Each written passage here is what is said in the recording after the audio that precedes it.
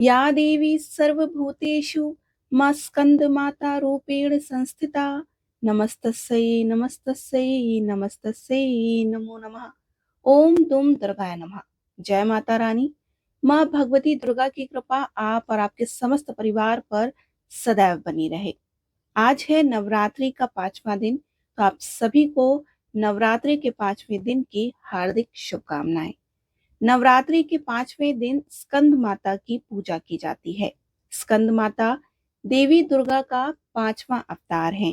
स्कंद माता का नाम दो शब्दों से मिलकर बना है, स्कंद और माता। इसका अर्थ होता है स्कंद की माता। स्कंद का अर्थ है कार्तिकेय, जो कि महादेव और माता पार्वती के पुत्र हैं। माता का अर्थ है माँ, और इस प्रकार स्कंद माता माता पार्वती का ही एक रूप है। माँ स्कंद माता की 4 भुजाएं हैं। माँ एक हाथ में कार्तिकेय को पकड़े हुए हैं और उनके दूसरे और तीसरे हाथ में कमल का पुष्प है। अपने चौथे हाथ में स्कंद माता अपने भक्तों को आशीर्वाद देती हैं। स्कंद माता की सवारी एक शेर है और स्कंद माता विशुद्धि चक्र की अधिष्ठात्री देवी हैं। विशुद्धि चक्र हमारे गले के उभरे हुए भाग के ठीक नीचे स्थित होता है। माँ स्कंद माता के सच्चे मन से पूजा करने से विशुद्धि चक्र जागृत हो जाता है, जिससे वरी की सिद्धि प्राप्त होती है। माँ स्कंद माता का वाहन मयूर भी है, इसलिए इन्हें मयूर वाहन के नाम से जाना जाता है। उनका वर्ण यानी कि त्वचा का रंग शुभ्र है। माता हमेशा कमल पर विराजित रहती हैं और इसलिए वह पद्मासन देवी के रूप में भी मानी और पूजी जाती हैं। मां स्कंद माता का मन पूर्ण रूप से लौकिक और संसारिक संबंधों से दूर रहता है। स्कंद माता का पूजन करने वाले व्यक्ति और जीव मुख्यतः सांसारिक बंधनों में रहकर भी उनसे मुक्त होते हैं।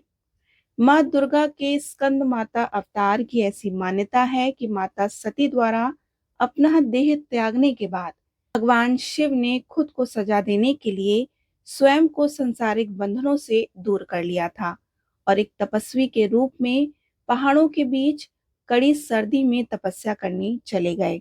इसी दौरान तारकासुर और सुत पद्मन नाम के 2 राक्षसों ने देवताओं पर हमला कर दिया। उस वक्त देवताओं की मदद करने के लिए कोई नहीं था। तारकासुर और सुर पद्मन नाम के दोनों राक्षसों को ब्रह्मा की द्वारा यह वरदान प्राप्त था कि उन्हें मारने के लिए शिव जी की संतान को ही आना पड़ेगा। राक्षसों ने चारों ओर कलह का माहौल बनाया हुआ था और अपने आसपास हर किसी को परेशान करके रखा था। इन दोनों राक्षसों के अत्याचारों को देख देवतागण भी चिंतित थे। तब सभी देवतागण भगवान विष्णु के पास गए और उन्हें अपना दुख सुनाया, परंतु विष्णु जी ने उनकी कोई मदद नहीं की। विष्णु जी से मदद न मिलने पर देवताओं ने नारद जी के पास जाने का सोचा। उन्होंने नारद जी से कहा कि यदि वह माता पार्वती से भगवान शिव को पति के रूप में पाने के लिए तपस्या करने को कहेंगे, तब शायद भगवान शिव उनसे शादी कर लें और उनके मिलन से महादेव की संतान जन्म ले, जो उन राक्षसों का वध कर सके। इसलिए नारद जी के कहे अनुसार माता पार्वती ने भगवान शिव को पति के रूप में पाने के लिए घोर तपस्या की और उनकी भक्ति से खुश होकर भगवान शिव ने उनसे विवाह करने का निर्णय ले लिया। विवाह के पश्चात माता पार्वती और भगवान शिव की ऊर्जा से एक बीज का जन्म हुआ। बीज के अत्यधिक गर्म होने के कारण उसे अग्निदेव को सरवना नदी में सुरक्षित रखने के लिए सौंप दिया। अग्निदेव भी उसकी गर्मी सह नहीं कर पाए, इसलिए उन्होंने उस बीज को गंगा को सौंप दिया, जो उसे आखिर में सरवना झील में ले गई, जहां माता पार्वती पहले से ही पानी के रूप में मौजूद थी। उस बीज को धारण करते ही वह गर्भवती हो गई और कुछ समय पश्चात कार्तिकेय ने अपने 6 मुखों के साथ जन्म लिया। कार्तिकेय के जन्म के बाद उन्हें तारकासुर और सुरपदमन का विनाश करने के लिए तैयार किया गया। सभी देवताओं ने मिलकर उन्हें अलग अलग तरीके का ज्ञान दिया और राक्षसों को लड़ने के लिए उन्हें महत्वपूर्ण शस्त्र भी दिए। आखिर में कार्तिकेय ने सभी राक्षसों का वध कर दिया। इसी कारण माँ दुर्गा को स्कंद माता यानी कि कार्तिकेय की माता के रूप में जाना जाता है। स्कंद माता के मंदिर पूरे भारतवर्ष में कई जगह स्थापित हैं, लेकिन उनमें से एक बहुत प्रचलित उत्तर प्रदेश के वाराणसी में स्थित है। देवी दुर्गा के 5वें स्वरूप में स्कंद माता की पूजा की जाती है। उन्हें अत्यंत दयालु माना जाता है। कहते हैं कि देवी दुर्गा का यह स्वरूप मातृत्व को परिभाषित करता है। स्कंद माता कमल के आसन पर विराजमान होती हैं, इसलिए इन्हें पद्मासना देवी भी कहा जाता है। कहते हैं कि संतान सुख की प्राप्ति के लिए माता की पूजा के साथ साथ उनके मंत्रों की भी आराधना करना विशेष फलदायी होता है। तो स्कंद माता की आराधना का मंत्र है ओम देवी स्कंद माताय नमः, अर्थात ओमकार स्वरूपी स्कंद माता जो कि अपने भक्तों की समस्त इच्छाओं को क्षण भर में पूर्ण कर देने वाली हैं, उनके चरणों में बारंबार नमस्कार है। स्कंद माता की उपासना से बाल स्वरूप स्कंद भगवान की उपासना स्वयं ही हो जाती है। मां स्कंद माता की उपासना से उपासक की समस्त इच्छाएं पूर्ण होती हैं। हमें भी स्कंद माता की शरण प्राप्त हो, यही प्रार्थना करनी चाहिए। विशेष माँ दुर्गा का स्कंद माता अवतार हमें यही सिखाता है कि कैसे एक माँ सदैव अपने बच्चे को अच्छाई की ओर बढ़ना सिखाती है। यदि कभी जीवन में बुराई का सामना करने के लिए शस्त्र भी उठाने पड़े तो माँ अपना पूरा समर्थन देती है। इसलिए हमें अपनी माँ का सदैव सम्मान करना चाहिए और उन्हें हर चीज के लिए शुक्रिया कहना चाहिए। बोलिए देवी स्कंद माता की जय, माँ भगवती दुर्गा की जय। अब हम आपको देवी कवच का श्रवण कराते हैं। उससे पहले माँ भगवती को प्रणाम करते हैं। ओम चंडिका देवी आपको नमस्कार है। मार्कंडेय जी ने कहा कि पितामह जो इस संसार में परम गोपनीय तथा मनुष्यों की सब प्रकार से रक्षा करने वाला है और जो अब तक आपने दूसरे किसी के सामने प्रकट नहीं किया, ऐसा कोई साधन मुझे बताइए। तो ब्रह्मा जी बोले कि हे ब्राह्मण, ऐसा साधन तो एक ही है, देवी का कवच, जो गोपनीय से भी परम गोपनीय, पवित्र तथा संपूर्ण प्राणियों का उपकार करने वाला है। हे महामुनि, उसे श्रवण करो। देवी की 9 मूर्तियां हैं जिन्हें नव दुर्गा कहते हैं। उनमें पृथक पृथक नाम बतलाए जाते हैं।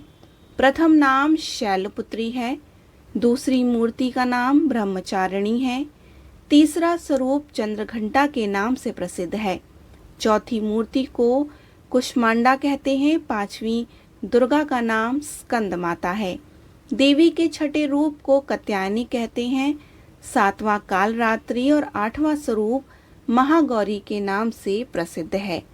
नवी दुर्गा का नाम सिद्धिदात्री है। यह सब नाम सर्वज्ञ महात्मा वेद भगवान के द्वारा ही प्रतिपादित हुए हैं। जो मनुष्य अग्नि में जल रहा हो, रणभूमि में शत्रुओं से गिरा हो, विषम संकट में फंस गया हो तथा इस प्रकार भय से आतुर होकर जो भगवती दुर्गा की शरण में प्राप्त हुए हों, उनका कभी कोई अमंगल नहीं होता। युद्ध के समय संकट में पड़ने पर भी उनके ऊपर कोई विपत्ति दिखाई नहीं देती। उन्हें शोक, दुख और भय की प्राप्ति नहीं होती है। जिन्होंने भक्तिपूर्वक देवी का स्मरण किया है, उनका निश्चय ही अभ्युदय होता है। देवेश्वरी, जो तुम्हारा चिंतन करते हैं, उनकी तुम निसंदेह रक्षा करती हो। चामुंडा देवी प्रेत पर आरूढ़ होती हैं, वराही भैंसे पर सवारी करती हैं, इंद्री का वाहन एरावत हाथी है, वैष्णवी देवी गरुड़ पर ही आसन जमाती हैं, माहेश्वरी वृषभ पर आरूढ़ होती हैं, कौमारी का वाहन मयूर है, भगवान विष्णु की प्रियतमा लक्ष्मी देवी कमल के आसन पर विराजमान है और हाथों में कमल धारण किए हुए हैं। वृषभ पर आरूढ़ ईश्वरी देवी ने श्वेत रूप धारण कर रखा है। ब्रह्मा देवी हंस पर बैठी हुई हैं और सब प्रकार के आभूषणों से विभूषित हैं। इस प्रकार ये सभी माताएं सब प्रकार की योग शक्तियों से संपन्न हैं और इनके सिवा और भी बहुत सी देवियां हैं जो अनेक प्रकार के आभूषणों की शोभा से युक्त तथा नाना प्रकार के रत्नों से सुशोभित हैं। ये संपूर्ण देवियां क्रोध में भरी हुई हैं और भक्तों की रक्षा के लिए रथ पर बैठी दिखाई देती हैं। ये शंख, चक्र, गदा, शक्ति, हल और मूसल, खेटक और तोमर, परशु तथा पाशु, कुंद और त्रिशूल एवं उत्तम शांग्र, धनुष आदि अस्त्र शस्त्र अपने हाथों में धारण करती हैं। दैत्यों के शरीर का नाश करना, भक्तों को अभयदान देना और देवताओं का कल्याण करना, यही उनकी शस्त्र धारण करने का उद्देश्य है। कवच आरंभ करने से पहले इस प्रकार प्रार्थना करनी चाहिए। महान रौद्र रूप, अत्यंत घोर पराक्रम, महाबल और महान उत्साह वाली देवी, तुम महान भय का नाश करने वाली हो, तुम्हें नमस्कार है। तुम्हारी ओर देखना भी कठिन है। शत्रुओं का भय बढ़ाने वाली जगदम्बिके, मेरी रक्षा करो। पूर्व दिशा में इंद्री, मेरी रक्षा करें। अग्निकोण में अग्निशक्ति, दक्षिण दिशा में वाराही तथा नेत्र कोण में खड्ग धारिणी, मेरी रक्षा करें। पश्चिम दिशा में वारुणी और वै कोण में मृग पर सवारी करने वाली देवी, मेरी रक्षा करें। उत्तर दिशा में कौमारी और ईशान कोण में शूल धारिणी देवी, रक्षा करें। ब्रह्माणी, तुम ऊपर की ओर से मेरी रक्षा करो और वैष्णव देवी नीचे की ओर से मेरी रक्षा करें। इसी प्रकार शव को अपना वाहन बनाने वाली चामुंडा देवी दसों दिशाओं से मेरी रक्षा करें। जया आगे से, विजया पीछे की ओर से मेरी रक्षा करें। वाम भाग में अजिता और दक्षिण भाग में अपराजिता रक्षा करें। उद्योतनी शिखा की रक्षा करें। उमा मेरे मस्तक पर विराजमान होकर रक्षा करें। ललाट में मालाधारी रक्षा करें और यशस्विनी देवी मेरी भुवों का संरक्षण करें। भुवों के मध्य भाग में त्रिनेत्रा और नथनों में यमघंटा देवी रक्षा करें। दोनों नेत्रों के मध्य भाग में शंखनी और कानों में द्वारवासिनी रक्षा करें। कालिका देवी कपोलों की तथा भगवती शंकरी मूल भाग की रक्षा करें। नासिका में सुगंधा और ऊपर के होंठ में चर्चिका देवी रक्षा करें। नीचे की होंठ में अमृत कला तथा जिह्वा में सरस्वती देवी मेरी रक्षा करें। कौमारी दांतों की ओर और चंडिका कंठ प्रदेश की रक्षा करें। चित्रघंटा गले की घंटी की ओर महामाया तालु में रहकर रक्षा करें। कामाक्षी ठोड़ी की और स्वर मंगला मेरी वाणी की रक्षा करें। भद्रकाली ग्रीवा में और धनुर्धरी मेरु दंड में रहकर मेरी रक्षा करें। कंठ के बाहरी भाग में नीलग्रीवा और कंठ की नली में नलकुबरी रक्षा करें। दोनों कंधों में खड़कनी और मेरे दोनों भुजाओं में व्रजधारिणी रक्षा करें। दोनों हाथों में दंडनी और उंगलियों में अंबिका रक्षा करें। शूलेश्वरी नखों की रक्षा करें और कुलेश्वरी कुक्षी यानी पेट की रक्षा करें। महादेवी दोनों स्तनों की, शोक विनाशिनी देवी मन की रक्षा करें।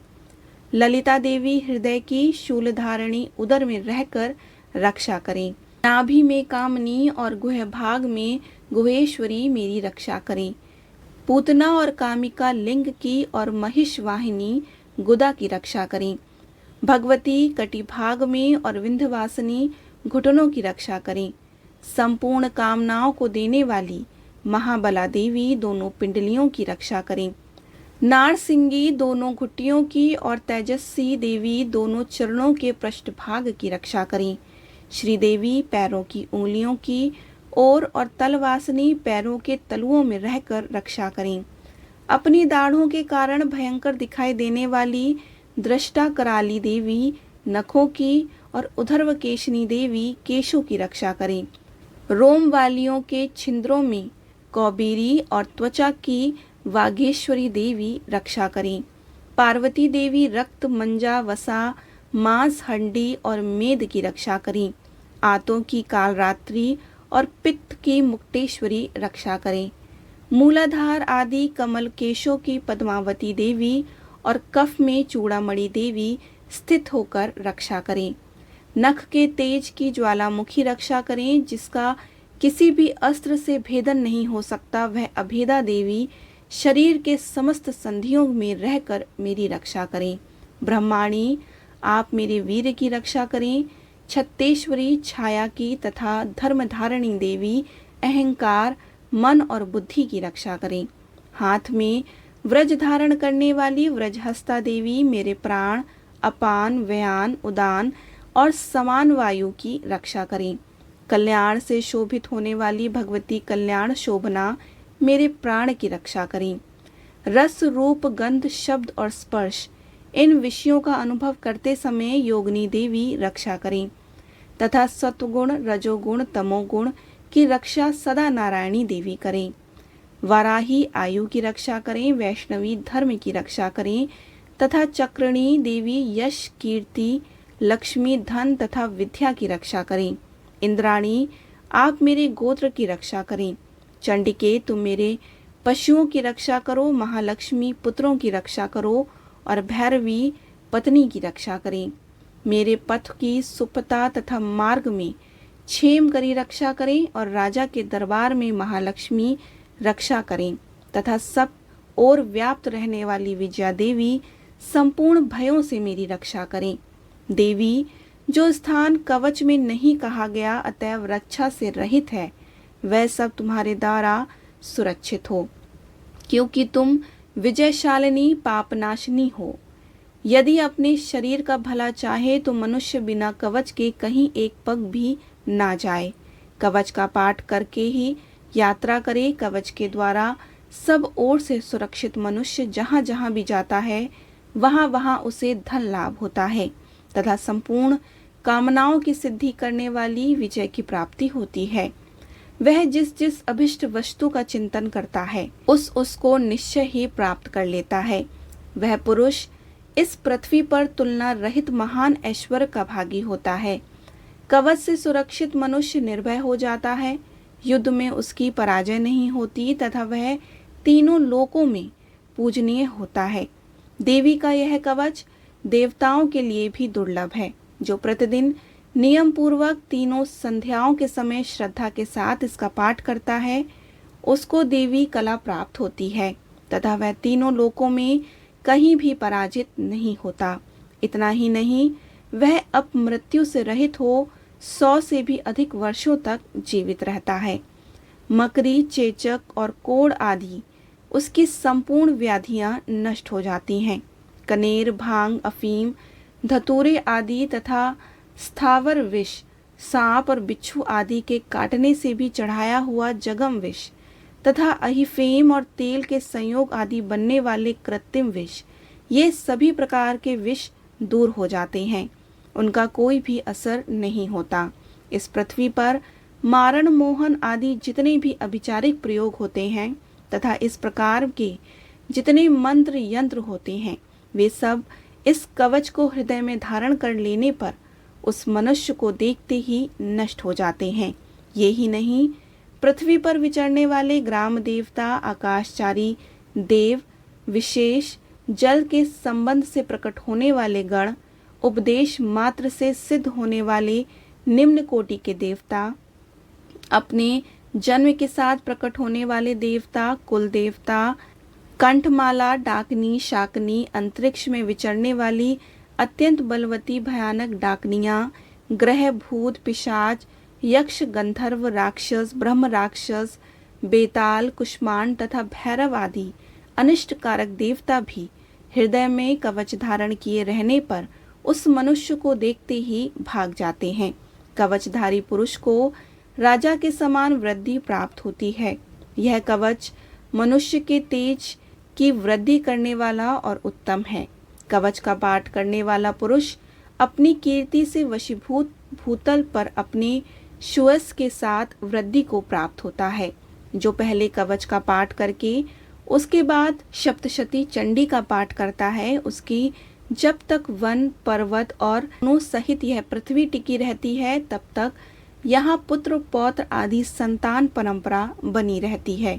फिर देह का अंत होने पर वह पुरुष भगवती महामाया के प्रसाद से उस नित्य परम पद को प्राप्त हो जाता है जो देवताओं के लिए भी दुर्लभ है। सुंदर दिव्य रूप धारण करता है और कल्याण में शिव के साथ आनंद का भागी होता है। देवी कवच संपूर्ण हुआ। बोलिए माँ भगवती दुर्गा की जय। चंडिका देवी की जय।